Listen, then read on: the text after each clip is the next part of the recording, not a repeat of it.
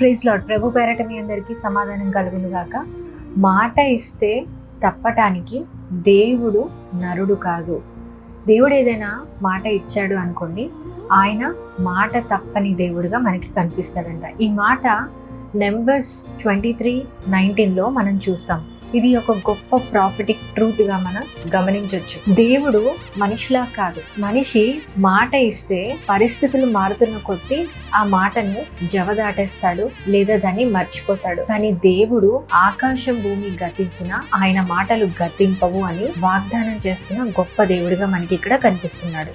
దేవుడు మాట ఇచ్చినప్పుడు అది గొప్ప కాన్ఫిడెంట్ ప్రామిస్ గా మనకి కనిపిస్తుంది. God never breaks his words. ఈ రోజు దేవుడు ఎవరికైనా ఒక ప్రామిస్ ఇచ్చి ఉంటే, అంటే మినిస్ట్రీ గురించి, ఫ్యూచర్ గురించి, హీలింగ్ గురించి, ఫైనాన్షియల్ ఇష్యూస్ గురించి, హెల్త్ గురించి ఆలస్యమైనా సరే వాటిని తప్పకుండా నెరవేరుస్తాను అని దేవుడు ఈ రోజు నీతో మాట్లాడుతున్నాడు. ఎందుకంటే దేవుడు మాట ఇచ్చాడు అనుకోండి, ఆ మాట ఆల్రెడీ హెవెన్ లో ఎస్టాబ్లిష్ అయిపోతుంది.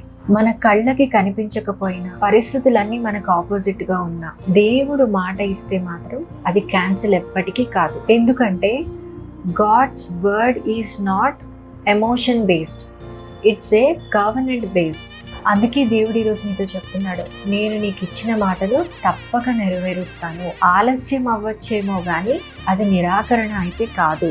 దేవుడు చెప్పిన మాట ఎప్పటికీ క్యాన్సిల్ అవ్వదు.